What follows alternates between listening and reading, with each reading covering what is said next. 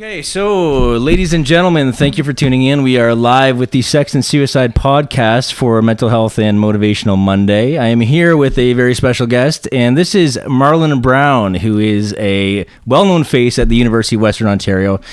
I want to commend you, buddy. You can say hello. You can. How you guys doing today? There you go. Perfect.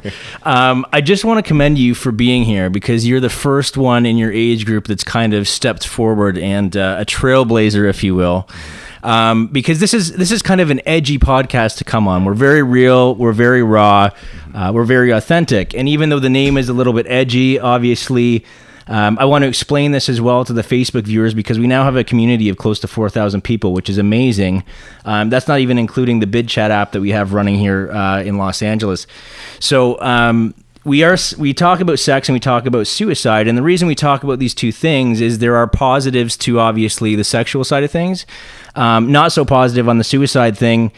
But the thing about that is we need to talk about this. It's an issue that's not going anywhere, and it's a myth that if we avoid the topic altogether, that it's not going to happen. We can't just turn a blind eye. So the reason that we have suicide sort of right in your face like that is not because we ever want anyone to do that. We want to promote positive mental health and try to avoid that.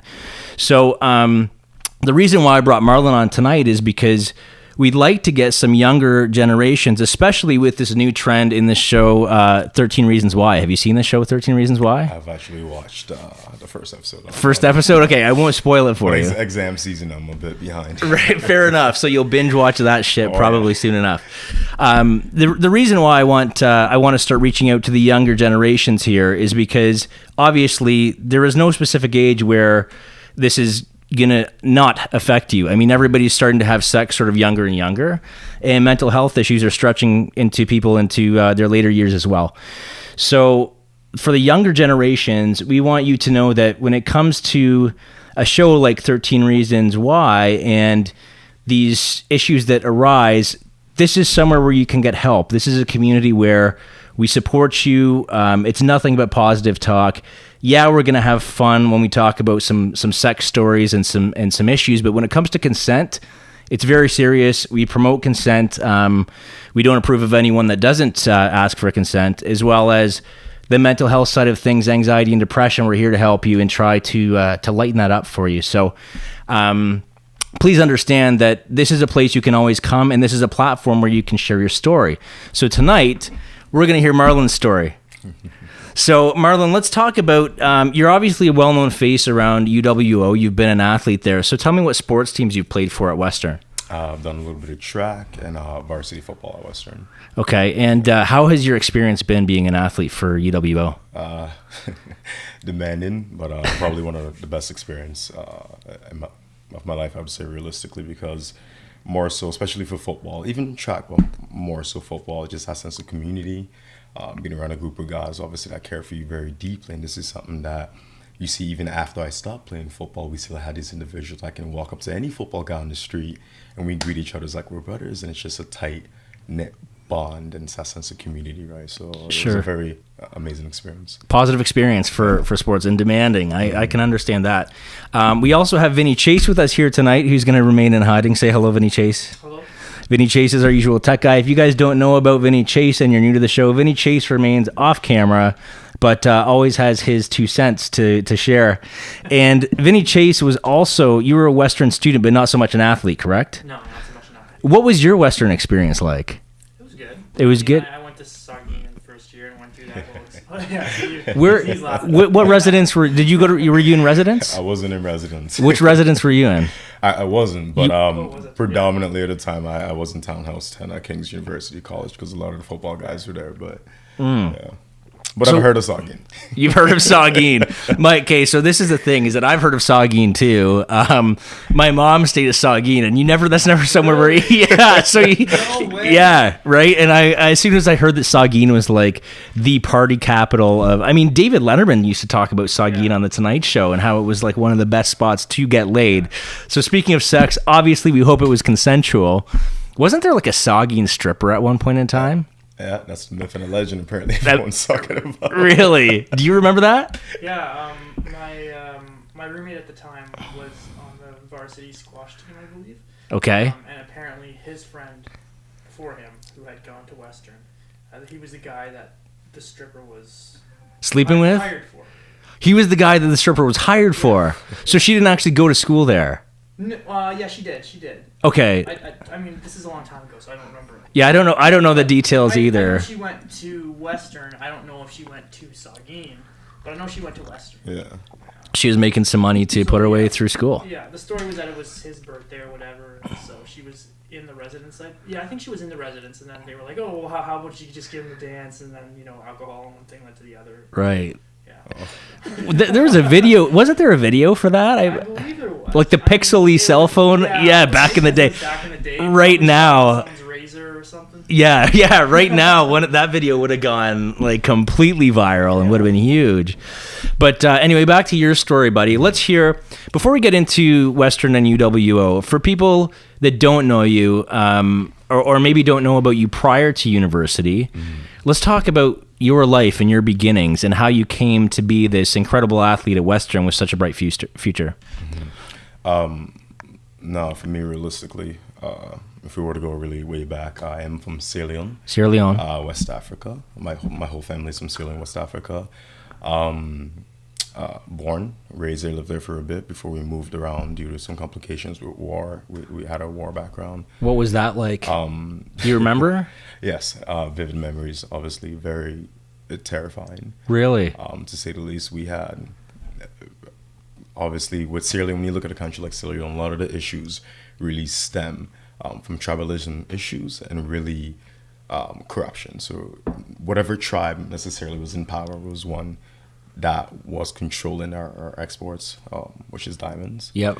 And the funny thing is we traded diamonds to North American countries or European countries for faulty weaponry, AK-47s, to kill our own people to maintain power. Wow. So when you look at any election time, really, when there is a switchover in government or power, we tend to have a lot of civil wars, and obviously horrific things going on, such as, the rape and the killing, child soldiers, kids being adopted into work on diamond lines and whatnot. So it was scary. How did you avoid some of that? Like what was your strategy with dealing with that at such a young age? Completely by faith, and just having not just necessarily a family to protect me, but a community, because a lot of people you'd see lost family members, obviously. So wherever we were in hiding, whoever you were hiding with became your family, and they took care of you.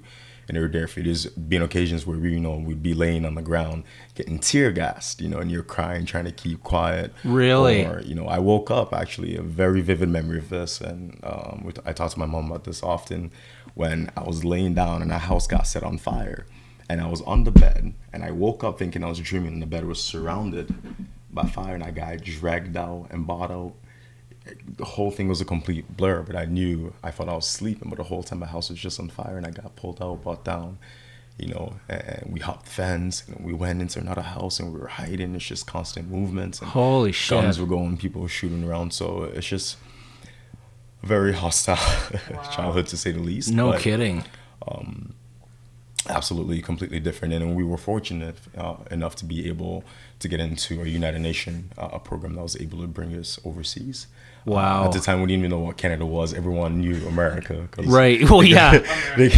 USA. So they gave us an option whether or not you wanted to come to the States, Canada, or UK. And obviously, we chose Canada, not even knowing what it was. We just said, whatever, Canada. Really? Came here, the most horrific cold I've ever felt. I walked out of Pearson Airport. I was in Are you comparing our cold weather to the war time that you had back in Sierra Leone? That first initial hit was brutal. Walked out in a jean jacket. I have never felt so cold in my life. Man, I feel your pain. I fucking hate the winter, but like I can't believe that's what I heard come out of your mouth right there. That's hilarious. So it must have taken you a while. Yeah. To the weather here. Yeah, and I'm still not used to it, to be honest. I mean, if it's not over at least 25 and above, I can't do it. Because we come from a very hot country, right? So yeah. It's different. But apart from that, we adjusted quite well. Had amazing individuals that we met. You actually, the Turnbull's family, if they're watching this, actually, hi, Debbie. Yeah, there you go. We went. You can shout out whoever you want, by the way. We met through Cross Cultural Center, actually, through immigration program. They helped immigrants integrate into London or into Canada rather, and it actually became a second family to us. So we do all dinners and Thanksgiving and stuff. I learned all the stereotypical Canadian things like skating, swimming. Can't swim still, or skate. I tried, or play hockey. But I found track. I found football. And, I stuck. There a little bit, but yeah. No kidding. It's been good. That's quite the story, man. So you were actually at one point in time, you remember being pulled from a burning building. Mm-hmm. Wow, what's that memory like? Do you have nightmares about that at all? Initially, actually, when we first came, I used to. Yeah. Very vivid dreams that I wake up very, kind of a lot of anxiety, sweating a little bit, but it got better progressively as it went on.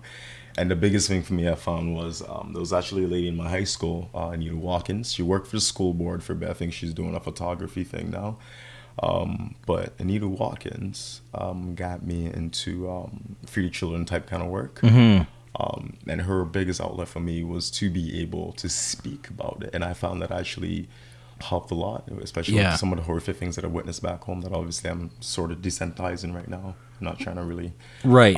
But her technique was to help me speak about it. For the longest time, I didn't want to, approach a crowd. And it was funny because my high school, being one of the very few black kids at my grade 9 year, and then progressively more kids. And where was your grade 9 year? South Secondary. So secondary in London. London. In London, Ontario. Okay. So we became obviously very multicultural as the years went on. I know it was by my 5th year, it was pretty multicultural and diverse. But did you find it to be a bit of a culture shock? Because I mean, London, Ontario is a little bit waspier than say Toronto, and so have you found did you adapt to that, or was it a little bit awkward at first? But that's the funny thing, because the only part that was really, I think, awkward for me was just mannerisms in the children here, as opposed to back home, because respect for us is up the utmost. Yeah. Right? So it wasn't more so of me being like, oh, cultural change, because I adapted pretty quick, because coming from the background I did, we just kind of learned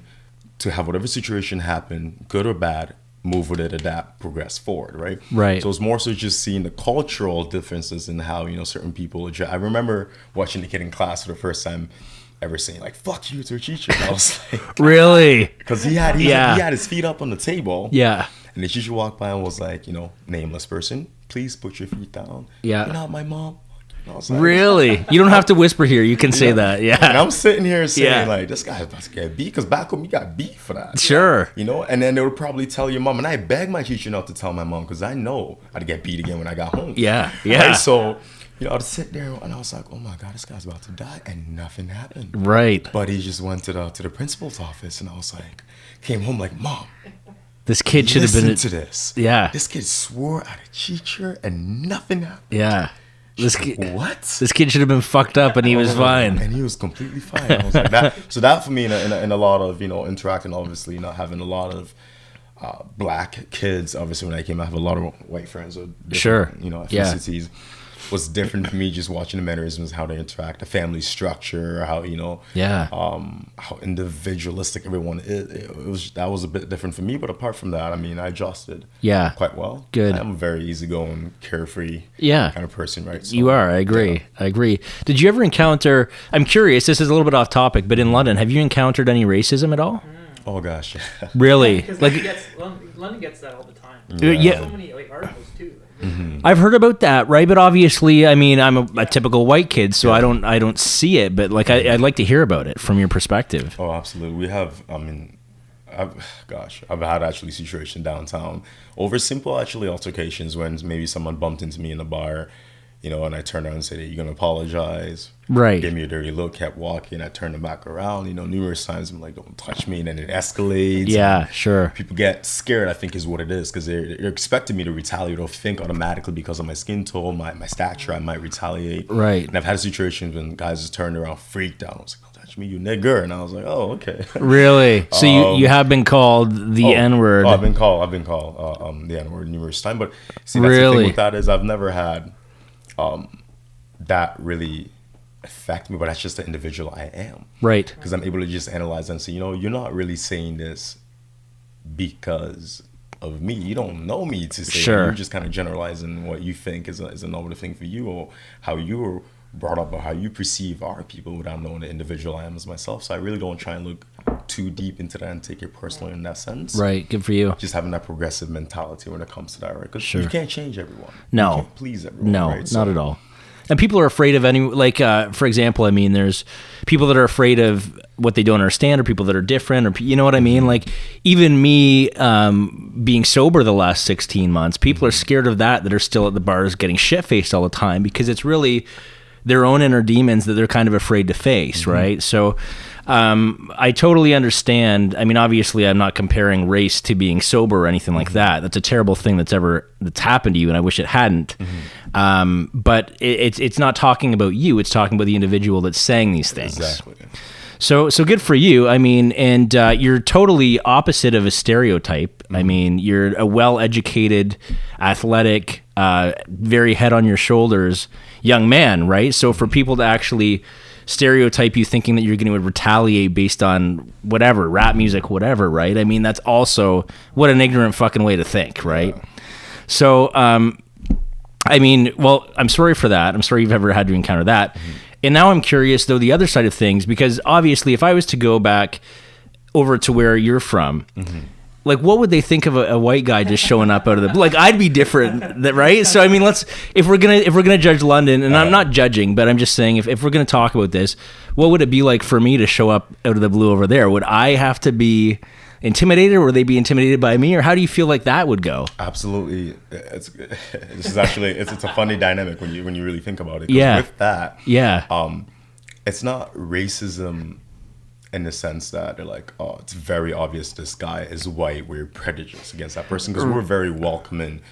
Most African nations, really, but my country specifically, we were very welcoming to, especially white people, right? Yeah. Because you kind of attribute white skin to something of higher, right? So you're loved. That's still there, eh? Right? So, but that's just, that's just, you know, the roots of imperialism when you really look back and you really go and dig that out, right? So that's still, you know, a thing there. But the thing with that is, it is really, when you think about it, but that's just the beautiful thing about systematic oppression, right? There's nothing you could really, you know, to do to unroot that easily. Yeah, so, apart from obviously simple things like, you might get caught in the market because you don't speak our language, right? Right. We might call you Opoto or Muzumbu, right? So what do those mean? White people, basically, right? So it's just slang for white people that you don't understand. You know, you might be spending a lot more money in the market or walking around that you would with. It's like being called a gringo or something like that kind of thing. Okay. Right? But apart from that, there is no really clear racial thing. It's just you're acknowledged, and obviously people are like, oh my god, wow, it's white people, that's it, right? It's not like, oh my god, white people, like, right. You know, it's just, oh, that's cool, and then everybody keeps on their way. You know, they might come up to you, talk to you about different things, just to see your input, because you're so different. Sure. Right? Yeah. And there's not a lot of white people back home. If there are there, most of them that are doing stuff is for businesses or whatever, investments, whatever they're doing, right? Right. So, interesting. I mean, it sounds like, regardless of where you go, people are either going to be drawn to you because you're different or scared of you because you're different. Exactly. So it just depends on the individual. I mean, I think that's what I'm kind of hearing. The culture, I guess. I guess, yeah, and how you've kind of been affected by your environment, whether that's been positive or negative, right? Yeah. But man, so like you were hearing, was it a common experience for you to be hearing gunshots back home on a regular basis? Absolutely, especially during our ceasefire. Really? There never really was a ceasefire, right? So you just normalize it, right? So gunshots after a while then start not being problematic to you, because you're hearing stray bullets consistently over your head and stuff like that. Maybe walking to school, coming back from school. So it wasn't really, at first, I mean, you'll see obviously you hear gun sound, people react, but then it just became so normalized now that you start hearing these things that it's okay. It's part of everyday life. You know, you're seeing dead bodies, for example, on the side of the road. That's normal. The vultures come down, because what ended up happening in Sierra Leone is the fact that our mortuaries filled, obviously, because there's a lot of people got killed. Yeah. So we had bodies laying on the side of the road, and it would swell up a little bit. You'd have vultures come down and pick out the delicate parts. And I don't know if you've ever smelled the body of a rotten dead human or burning human flesh, but it's absolutely disgusting. But no. But that becomes like a normal thing, right? So you see these things, and it's an everyday norm. You become desensitized to it. So it's just like, let's, you know, carry on with your day. Blood stain zero, or human head, carry on with your day, right? So it's just, that's intense. It's different, right? But it's hard outside looking in, because then you're like, God, it's fucking nuts. Like, how are you okay? But then when you don't, exactly. Like, when you don't know, any different at the time, It's normal. this is normalized. Yeah. That violence is normalized and completely accepted. Not until I came here looking back now and being obviously older now, reflecting, I'm like, that is fucked up. Yeah. When you think about Sure. it, right? But it's just, when you are in that state, when you are normalized to all of this, it's completely okay to you. Yeah. It's okay to have such violence. So because it was normalized to you, like you woke up and you smelled that, Yeah. and it was just normal, like, do you think it affected you in that like negative way because you had, because you hadn't, like I picture like someone like myself, for example. Yeah. If I went through that experience because it's not normal for me, that would be like shocking. I would be To smell, traumatized. are you talking about smelling human, like burning or, flesh? gunfire or something. Yeah. But Yeah. That was what I was talking about. Yeah. So For what- me, it would be traumatizing. But like because you were so young and you normalized it and everything, like do you think it like affected you, like? And that's Do you ever? In that negative way, or like?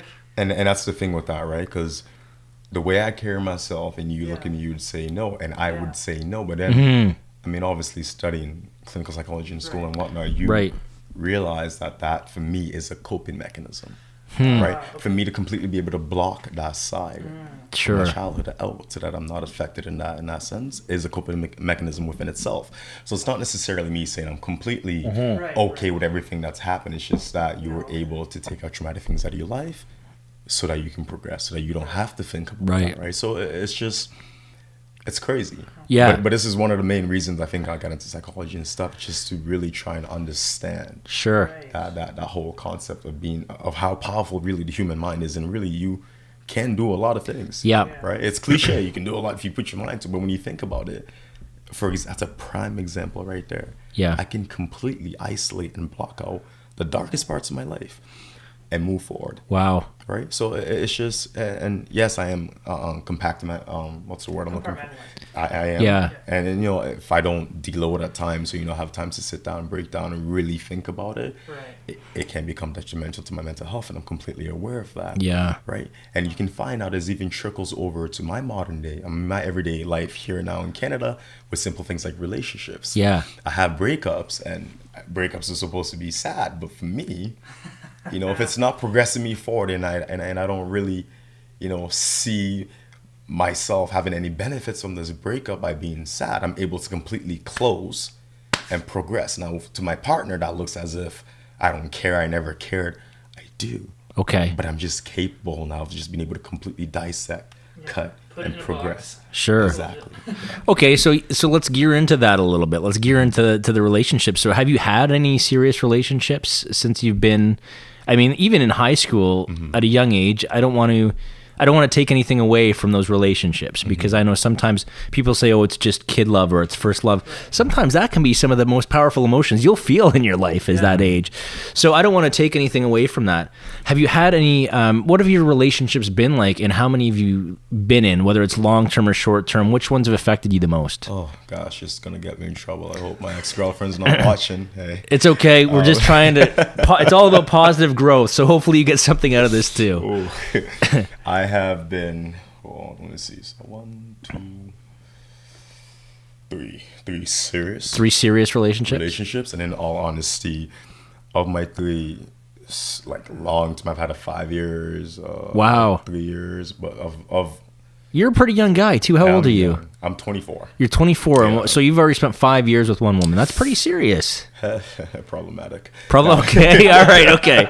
Let's get into that. No, so and it's crazy because, but the first one I actually had, it was a girl. Well, I don't even want to name drop. Let's just name her X. Okay, X. It was X. I actually dated throughout high school. And she's also your ex, so it's She's fitting. also my ex, so it's suitable. It was great. This is high school? This is high school. Okay. Right? All throughout high school, a little bit into first year university. It was amazing, but Is she part of the reason you stayed in London, just out of curiosity? Like, why did you choose UWO? oh gosh, Was that relationship any factor? I got slightly. Slightly. And it got really toxic at the end, and I kind of wish I never really, I kind of wish I didn't push it more first year when it started getting bad. Right. And you know, I try to make it work, but I mean, to be honest, this girl is absolutely psychotic. There's no sugarcoating it. All right. But no, seriously. Yeah, it happens. I'm the last person to say that about a female, but right. no, she had some issues that she needed to deal with, and I thought I could stay there and play that mediator and that kind of bereavement counseling role, but that wasn't my role to take on her baggages, right? So that ended up horribly. We stopped. And now that you've gone through some psychology courses, what would you say that, like, what would be your just kind of off the top of your head diagnosis for that woman? This girl? Yeah. What do you think she needed to overcome to become someone that would be able to have a healthy relationship with you? Well, what it was for me essentially would be her not using me as her medication, because it became very toxic in the sense that were you her safe person? Yeah. So when she was having, did she have anxiety attacks and panic attacks and things like that? Everything. And whenever we threatened to break up, she would talk about potentially taking her own life. And it became very problematic for me, to the point that I had to reach out to her family. That's a tough one. Almost call cops one time, right? So it just, I just felt a lot of baggage, I think, of myself. And that was the reason why I might have stayed so long. Yeah. Because I was terrified and I didn't know what to do, and I didn't have the resources or the understanding at the time to be able to help. So I thought the best I could do was stay in it, regardless of what was going on, right? And that obviously is a very toxic situation for me. That's the second guest in a row that we've had talk about a relationship in which the female that they were dating threatened to commit suicide. And I shouldn't say commit suicide. I'm going to stop saying that just so everyone knows. When we talk about suicide, we no longer want to talk about it in terms of committing suicide, because it kind of brings a negative context to it, in the sense that when a criminal commits a crime, that's a negative thing. So we want to talk about death by suicide. So I still slip up and say, oh, they committed suicide, but that's something that we want to get rid of, kind of like any negative term that you want to get rid of in society, like the N-word, right? I mean, these things that we need to get rid of, we need to slowly take ownership as to what they do to the families that survive. So anyways, back to it. She had some issues. How did you deal with the suicide threats? Like that's pretty powerful. And this is where it got problematic again, because just being the individual that I was able to take her baggage, deal with my baggage, and then put it aside. Right. So you saw a potential, and I just built and built, right? So it's almost like so not in a healthy way. No, almost like developing sort of a secondary traumatic stress kind of thing, right? So it was just it was horrible. Yeah. And then it just got to the point we just had to stop, and it took actually her family helping me, because it got to the point I really couldn't vocalize it back to my family, because they're like, well, we already told you this is facts. Like, why is this even a problem? We told you this from day one.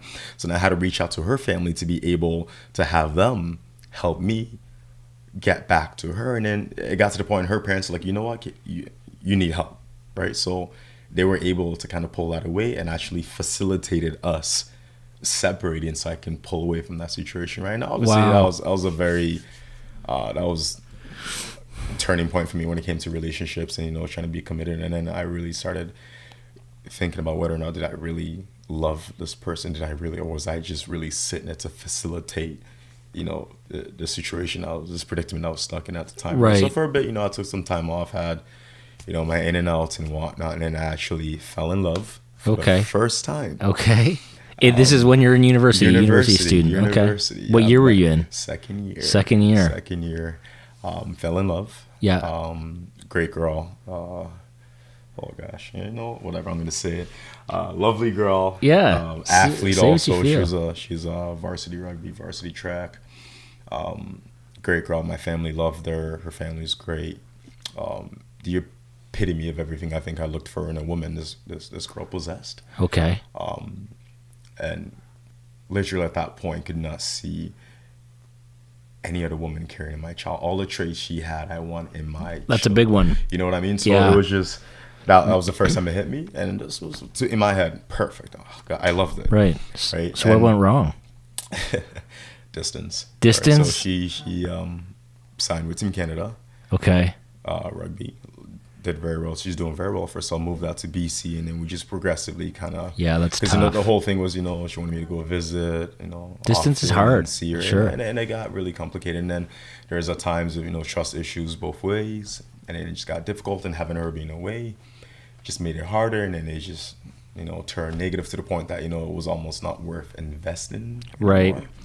So I pulled away from that, heartbroken.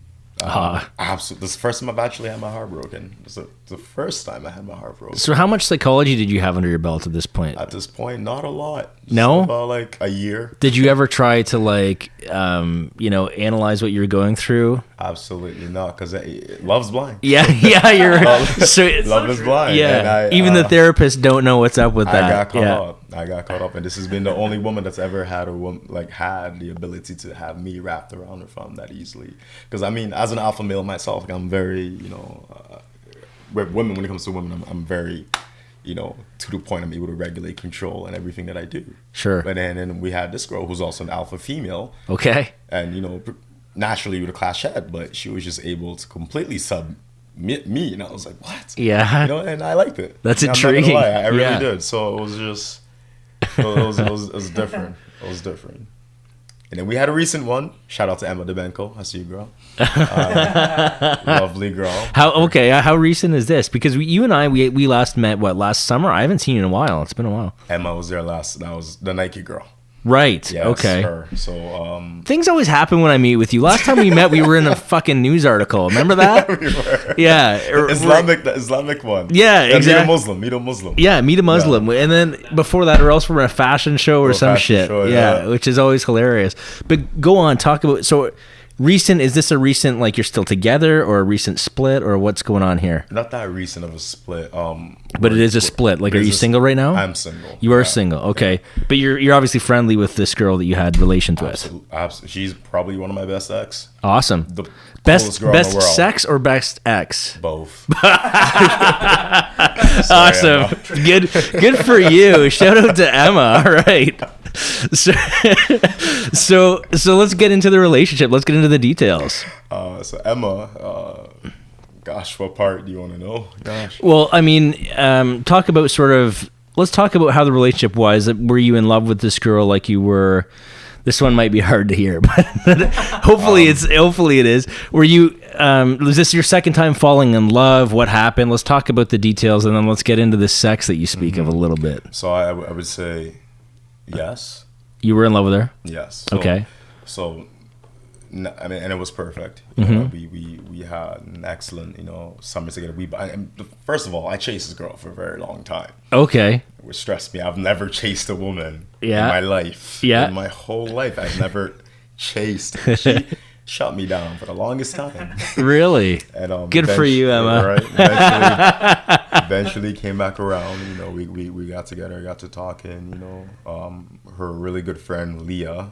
Yep. I attribute a lot to, was actually able to help me, help us connect. Went a couple of dates and whatnot, and just started bonding. Took it very slow, gosh, and eventually went up to her cottage one weekend. We were in Toronto hanging out together or whatever, and asked her out.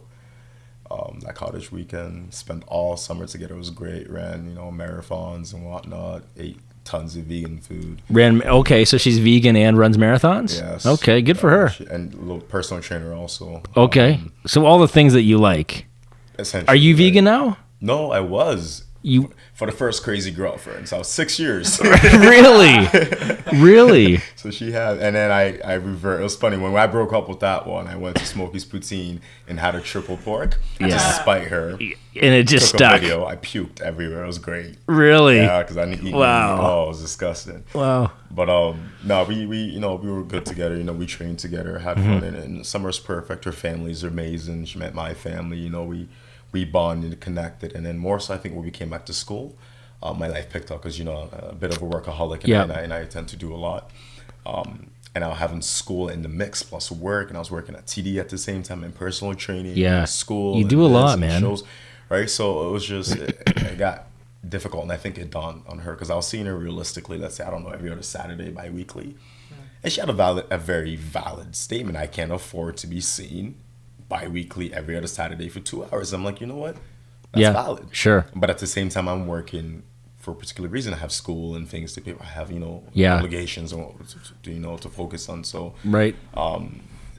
I so now, on her end, I think yes, you might have acted a bit irrational and jumped to conclusion and had a breakdown one day and left me. Yeah. And then literally 4 days later, she realized, and came back. But here's the thing with me with relationship, and trust is key. Yeah. Obviously, you can love someone and not trust them. Yeah. And have that be problematic, because I don't care how much you love someone. If you can't trust them, you don't trust them. No, right? I agree. So we had, for me, loyalty is crucial. Yeah. Right. So the fact that I think that she left in my time of need, and I deem my time to be time of need for her to be there for me, even though I'm going through a difficult time, working my ass off, realistically, to do what? Mostly spend back on you and take care of you and hang out or whatever. Yeah. So I can feel comfortable for myself. And you felt the need that me doing that or working too much was problematic to the point that you wanted, I can't let you back into my life. Because what if, if you can't stick with me when things are negative now, what are you gonna do when in the future? What are you gonna do when it's better? What are you gonna do? It's like the moment you pull away from me, I find I respect you. I care for her deeply. Obviously, whatever she needs within reason, she can get. Yep. We're mutual friends. I care for her deeply, but it's. As far as dating, it's hard for me to regain trust just because of past relationships, right? So I'm very in and out. If you're here for me, you're here for me. If we're going to ride together. If not, so be it, right? So it's unfortunate, but... Yeah, so you're kind of a very committed guy. You're not one of those guys that goes and you're not on Tinder every weekend sleeping around. You prefer the intimate... just a caring relationship. Yes, and even, let's be real, even if I were to be having, let's say, a side girl, or whatever you want to call it, or a fuck buddy, whatever it is. Yeah. I find myself still developing these relationship type characteristics because I want to be able to nurture and take care of that one person. Even though there's no label of us being in a relationship, I still thoroughly enjoy just having you and me, body fluids, whatever it is, we're connecting. Yeah. Can you separate the two? Like if she's not committed to you and there's no label and there's another guy in the picture, can you still be that guy if you know there's another guy? Absolutely not. No. So there still has to be potential of you committing to each other. Exactly. If I'm not good enough for you and you can't, if I'm not enough for you, then why are you with me? Right. Period. I don't care if it's a relationship. I don't care if we're just fucking. The rules are simple. Yeah. By all means, I cannot own you. You are more than free to interact with another individual, another male. By all means, do whatever you want. But the moment you do, our relationship physically does not exist. And you just tell me, and I respect you, and you respect me, and we're fine. Yeah. I don't own you. You don't own me. But if I were to do something behind your back, right away you would know. Yeah. And it's not more so for an egotistical type kind of thing. No, it's just more so for simple cleanliness. Sure. No, I don't.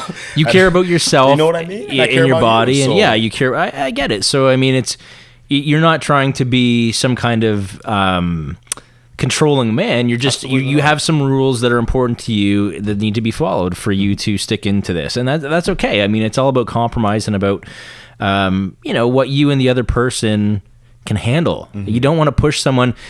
For example, if you couldn't, and she said, well, can you try for me? And you know that you can't right off the bat, you're just going to develop all these feelings and you know it's going to be wrong. Exactly. So if you know where you stand, that's being self-aware. There's nothing wrong with that. Mm-hmm.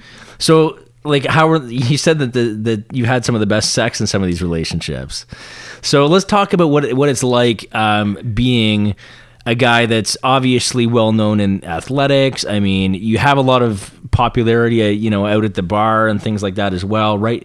So, what's your sex life like? Have you done some one-night stands before? Have you lived the college, university experience? Have you been that athletic jock type that's, do you fit this? I know you don't fit the stereotype, but have you played into it a little bit? Not as much as many actually think. That's the funny thing. I'm even shocked at this because and there's nothing wrong with that. I respect that. Yeah, the opportunity certainly has arose numerous times, but it's just I think as an individual you need to be able to pick and choose. And I'm a very particular individual when it comes to, you know, women I interact with, right? Because there's a type. Mm-hmm. I don't care if you're potentially a one-night stand. I don't care if you're potentially a girlfriend. I don't care if, you know, it's just a cute girl talking to me. I have a type, and most likely that type can come in any shape, size, color, what, it doesn't matter to me. But these type tend to not have the characteristics to even allow a one-night stand to happen in the first place, right? Right. And these are the women I find that I attract the most. Yeah. So, you know, and it's just, you know, that funny, you know, intellectually stimulating. I don't care if we're drunk at the bar. If you can't make me laugh or even hold a conversation for 5 seconds, I'm not prolonging that conversation. I don't care how beautiful you think you are, beautiful you are.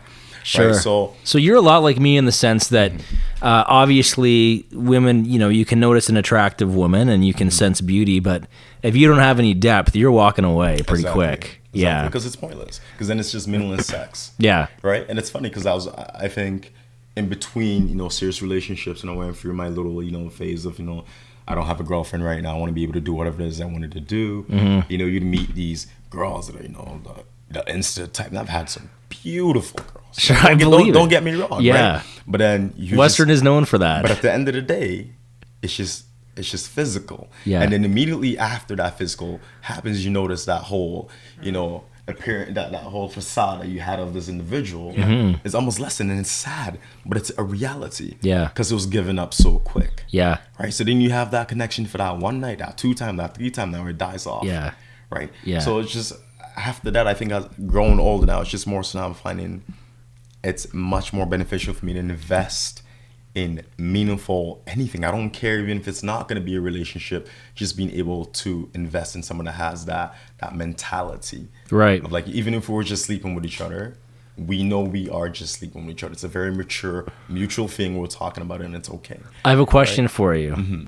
What if she did give it up in the first night, but she was very intellectually deep?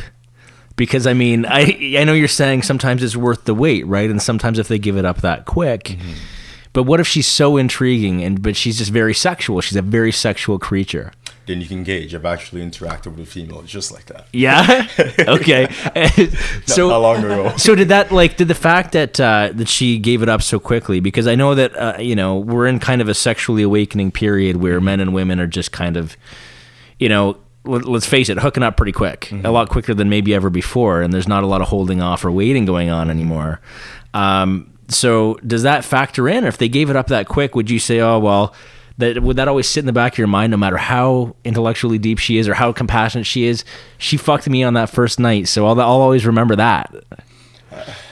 I'm curious because I want to know what it's like to be this age again. But it depends. Yeah. Right? It depends more so because I think now, let's say that same individual that gave it up that first night, you know, you and this girl start spending more time together, and you find out how deep, you know, of an intellect she is. Sure. You find out how, you know, amazing she really is, but just happens to be that sexual person.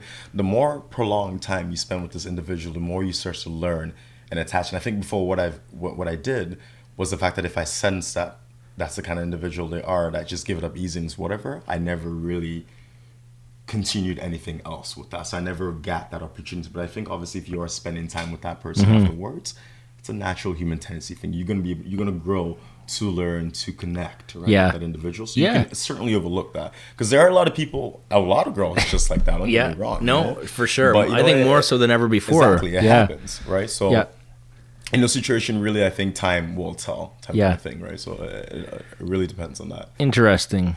Yeah. Because when that comes up sometimes, I worry about men, well, anyone really in a relationship, when there's a one night stand and the relationship's built off that and it's happened quickly, because that happened with you, when they go out, on their own, can you get jealous, or does your mind start playing games thinking like, well, they fucked me that first night, what if they get drunk and they, you know? I agree with what you said. I also think too, though, like, I mean, I'm thinking back on times when that's kind of happened, and like I always, like, I don't know, you can analyze it and break it down so much, but like I feel like there's situations where that happens where you can kind of tell, like, okay, so this isn't the first time she's done this before. Sure. And then there's situations where I've had that happen where it's like first or second date when you have sex, and it's kind of like, well, this is really quick, but like at the same time, like I feel like we have a really, really good vibe going on here, like a really strong connection. Yeah. And in that situation, I kind of go, okay, well, yeah, okay, it's a little more acceptable. It makes more sense to me now. Sure. Maybe, 2-3 weeks down the road, I'm not going to be like,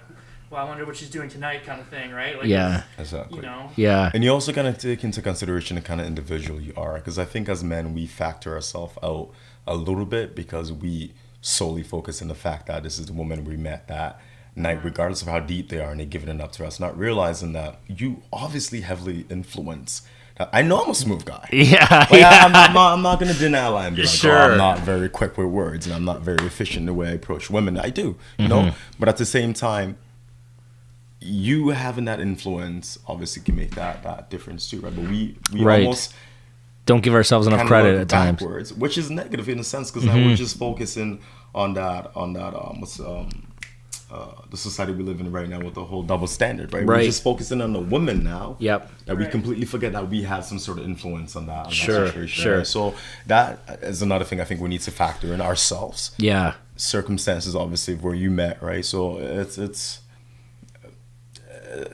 Yeah. hit and miss, right? But Right. Sure. So speaking of influence, have you ever had any negative sexual experiences? I mean, where maybe not yourself, but maybe being sort of in the university setting, because as you know, this past fall I kind of traveled and promoted consent and made sure that people understood it.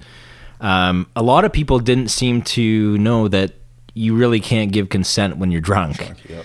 And people kind of, are there still guys that try to, and I don't want to say guys, it's just because I've seen it, so I can't really say that, but are there still people that try to take advantage of that situation, even with everything that's going on, like the Stanford rapist situation? Did that make any kind of difference, or do you still see people putting pressure and things where you're like, man, that's just not right?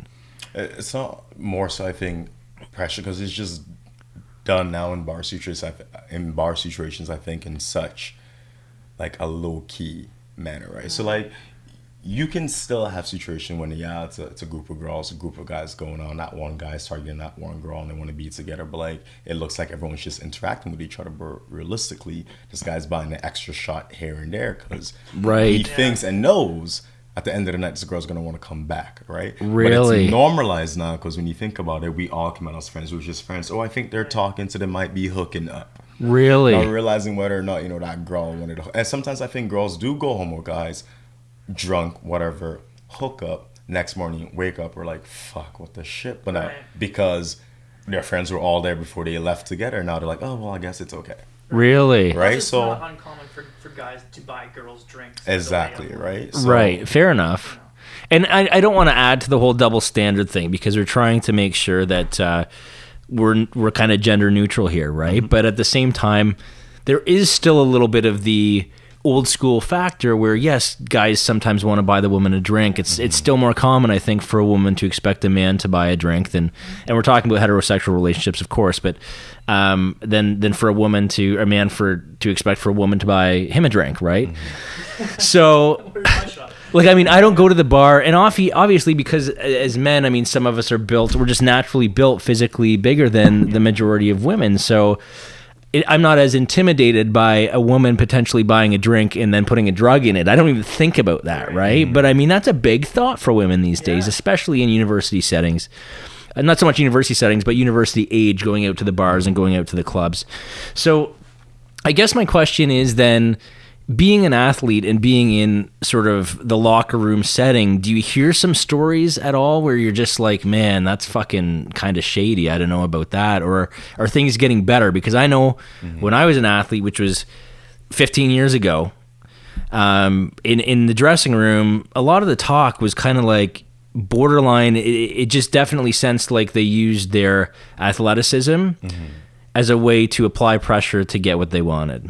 And I'm sure that's not the case, but has there ever been any instances where you almost had to pull a buddy aside, or are things getting better? I would say, I mean, locker room talk is always going to be locker room talk. Right. And boys would be boys in that sense, obviously, when I have certain conversations. Sure. You wouldn't and women will be women, and fair enough. Do the same thing, yeah, right? they're talking about cock size and things like that. Exactly. So the thing with that, now, I mean, obviously, I would say it is getting better. Okay. Because more so, I think now, our generation we are more aware. Okay. Because obviously, as an athlete, I think you get put in situations where it can be problematic. And the thing is, you could look at it one way and say, okay, obviously, as an athlete, as a football player, whatever, as a track star, you're using, your athleticism to be able to get certain things from a certain group. But then again, there's the other side of it when you have literally girls that will flock to our section in the bar with football guys or whatever because they're Western football guys. Literally, you could sit in the corner of Jack's and just have girls hover over. Really? Right? So I wonder why. I never had that feeling. Oh, it's crazy. It's the craziest thing. Like, you ever watch, the varsity team out back when I played ball or whatever, went out with a couple of DBs or whatever, sitting out in the corner. You didn't even have to approach her, girl. Mm-hmm.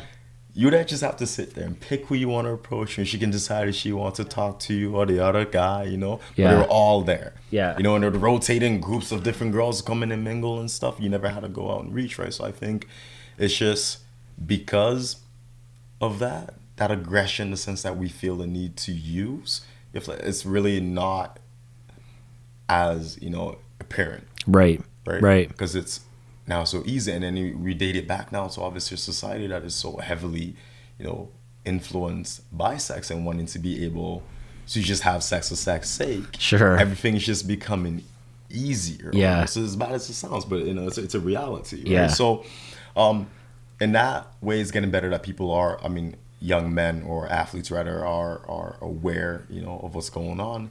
But at the same time, it's almost counterintuitive now, because now you have, certain women who think of these athletes as such, like, sure, right? And they make it very easy, right? So I guess it depends what you're into, right? Going back in time, I think I would have rather, instead of doing the reality TV thing, I should have trained harder and been a fucking football player. It sounds like they make out better for longer periods of time. I don't think I've ever been to one of the Mustang football games with a group of girls who haven't gone for the sole purpose of checking out the football players. Strictly. Like, none of the they don't even know what football is. Have known how the game of football is played. It's like, oh yeah, we're going to the football game, yeah. It's like, oh, God bless them. I know. Yeah, for sure. I'd love to get that. It's true we couldn't get some of your cheerleaders on here behind, like, joining in on the podcast. You know what I mean? So let's get into a little more serious issues here. Mm-hmm. When it comes to studying and where you are, and we'll talk about sort of what you're doing for yourself now. Having come from the past that you did, and going through your relationships and some of the heartbreak, how did you maintain a positive mindset? Has anxiety and depression or anything like that ever been a factor in your life?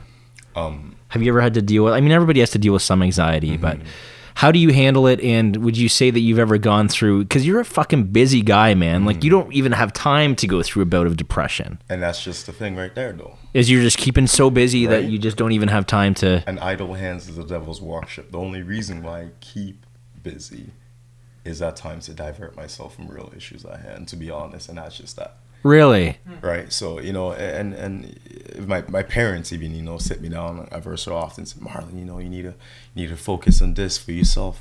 Don't do this. You're doing too much. Focus here.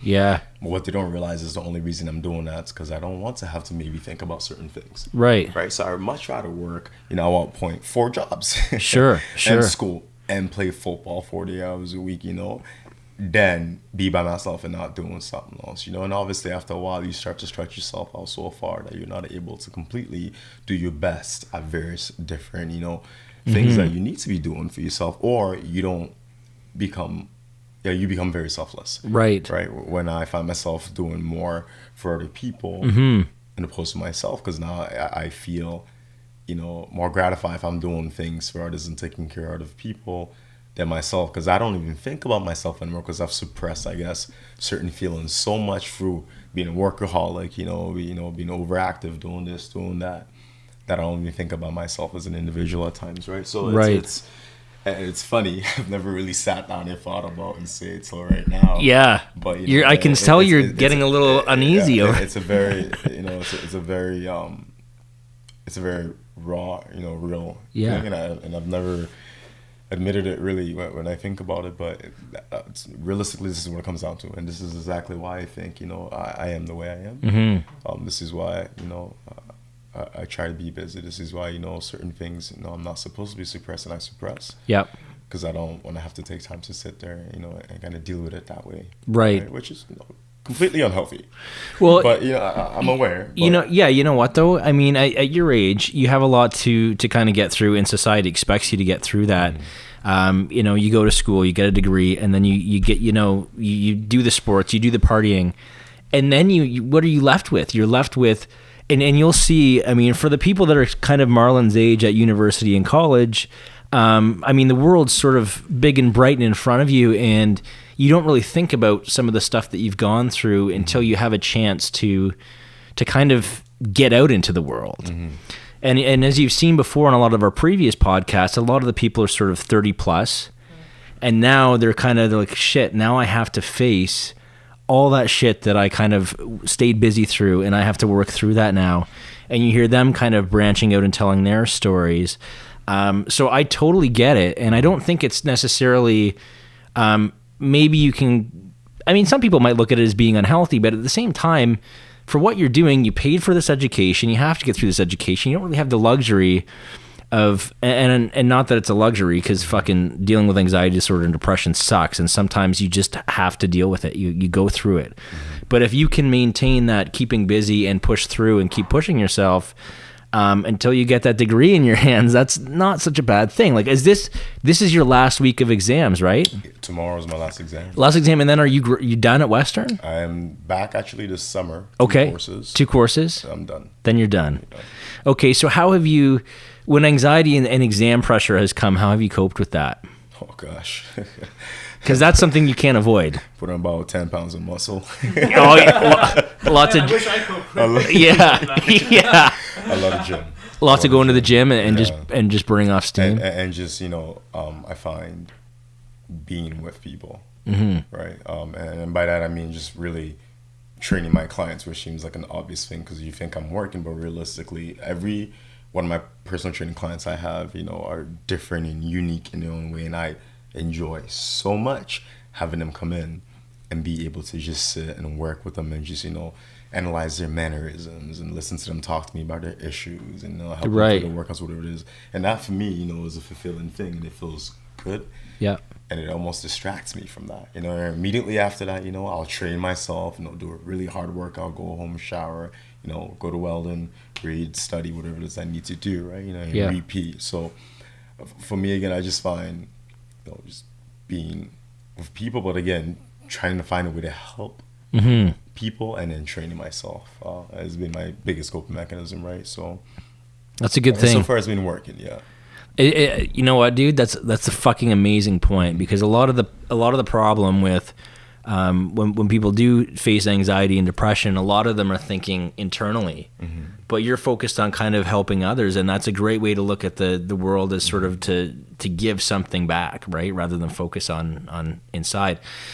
So what is in the future for Mr. Marlon Brown? Like, what are your dreams and aspirations? And let's talk about what you're doing now. I mean, you're kind of building a business in a sense, right? So is this something that when you're completely done with UWO that you're going to stick to, or you seem like a guy that likes to listen to other people talk? Are you potentially going to go down and maybe follow the psychology route? What are your thoughts? Interesting. Yeah. Actually, one interesting fact I actually want to be able to connect both. Connect both. So not only being able, because I mean, when you think about your well-being as an individual as a whole, a lot of people just think at times physical, but obviously the mental is equally, if not, I think more so, because I mean your brain is a command center for everything else in your body and everything else that goes on. You take care of your mind, the body, soul, and spirit. Everything comes intertwined in one. I agree. So now being able to do, study clinical psychology or Western, and at the same time, being a personal trainer and being obviously an athlete and heavily involved in that, being able to combine both, right? So maybe one day, being able to own my own practice, right? Would be ideal for me. That a place where we could obviously be able to not only harvest being able to have someone sit down and talk to you about certain emotional issues and stuff that you're dealing with, but also be able to target the physical aspect of it and sit down. That way we create that connection as a hub, type kind of thing. And apart from that, I mean, the businessman in me obviously wants to be able to own that. Right. Facility Yeah. that Sure. We can monetize this. Sure. Abilities, right? So, Sure. Also, 7-year span plan, we're working progressively towards. But for now, obviously, the degree is important. My connections are important. Being able to, work, whether it's, through various different friends and stuff that have started doing their own business and stuff. And we've been helping out with Kineflex, for example. Corey Bannon at Fit Club Boot Camps doing his own thing. Yeah, we're gonna have Corey on at some point in time. Yeah, that family oriented, that Western targeted mental illness. We recently with Kineflex just actually raised $3,000 plus. For the Canadian Mental Health CMHA. Association. I work with CMHA. It's amazing. Yeah. So just little things like that, right? Is some obviously, or even public relations and stuff like that, is something I can see myself heavily being involved in, but just being able to find something that we can umbrella and have everything on the one roof so we can service multiples. Right? It's, dude, I think it's an amazing game plan, and I think it's awesome. I think there's more and more people are trying to bring together sort of mind, body, spirit connection, and obviously you've got a good background in all of those things. And I hope that there's a way to tie them all together because they're all equally as important. I would almost say that I didn't agree with the whole. I mean, when I was younger, I dealt with sort of a lot of anxiety and depression issues, and I used to go to the gym and I used to focus on trying to control my mind, but I had no spirituality. And that doesn't mean religion, by the way. That just means a personal experience with So. Meditation was huge for me, and I'm curious to see, because you and I have talked about meditation a little bit last time we met, but I'm curious to see what happens with you when we start doing that, because things start to come up when you start meditating, and you can't control them. So some of the stuff that you've compartmentalized, I guarantee you, 6 months from now, if you and I were meditating regularly, I'd look over and there'd be some tears rolling down your face. Yeah, these things, they bubble up like champagne, but that's the spiritual side and the spiritual growth. As soon as you start adding that element into your mind and your body, everything just becomes that much more enhanced. So I think it's a really good thing to get into, and we should definitely talk more about getting you involved in that, because I think you'd be great. The other thing, so anyone that is friends with Marlon or in the at UWO or any college and university, just so you know, we don't, at any age, you're welcome to come in here and join us if you have something that you want to talk about, whether it's anxiety, depression, anything you're going through mentally, a sexual experience, whether it's negative or positive. I mean, we could just shoot the shit about positive sex stories all night if we wanted to, but we also have to talk about the real shit that's going on that no one wants to talk about, because that's very important as well, and we want to give everyone a voice. So that's what this podcast is here for. So thank you very much for coming on the show, buddy. Is there anything else you want to add this evening? That should be it there. That should be it? You're good? You feel good? Good, excellent. Awesome. A little bit off my mind. Yeah, a little bit off. Might have gotten in trouble there a little bit. A couple of exes, but it's okay. You know what? He means well. His heart's in the right place, and we appreciate you coming and sharing your story.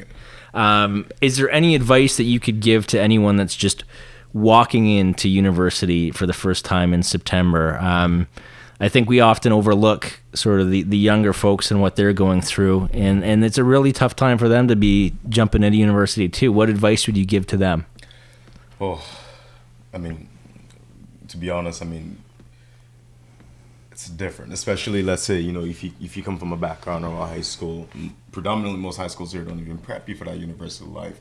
It's just that sense of, being, by yourself, and just having to figure out things for yourself. The best thing as a young, kid coming to university, I would say is to be able to utilize everything that you have around you, because there are resources and everything there, whether, you're struggling with school, whether you're struggling, with your mental health, whether you're just struggling, period, financial, whatever it is, resources are there. Right. Utilize them, learn about them. I've gone 4 years not even knowing that I had at least $500 massage therapy worth of stuff. Right, my back hurts all the time. You know what I mean? So simple little things like that. If you don't ask, they don't tell you. Yeah. Right. So and that money just rolls over. So educate yourself. Be aware. Be woke. Yeah. About your surrounding, and it's life. It's an experience. Yeah. Sure. It's something beautiful. It can be negative. It can be positive. But at the end of the day, it's something beautiful. You're there to get your degree. Market, communicate with people, connect with people, grow as an individual, and just, harvest who you are as an individual and just be the best you can possibly be. And don't let, anyone completely deteriorate you from, who you are as an individual. You can learn from people and respect people, but don't necessarily let anything consume you completely and forget who you are as a person. I agree 100%. That's great advice, bud. Thank you. And just keep in mind, you can always come on here and be real and authentic with us. And if you can't find the resources, whether you want to look within your school or you want to look through CMHA, we're here to help as well, and we can find any resources that you need when it comes to mental health or sexual trauma, anything like that. Just reach out to us and we'll make sure that you have some help. So that's it for tonight. Thank you for tuning into the Sex and Suicide podcast, and I guess I'll see you in a few nights for our Ladies Night Out rehearsal. Yes. So that's good. Do you know where that is? That's nope. Okay. So anyways, Jen, where is it? Yeah. Anyways, I'll see you soon. Vinnie Chase, thanks for coming out, and everybody that watched, we hope you got something out of this. And reach out to us if you want to join. It's for everyone. Okay. Thanks, guys. Have a good night.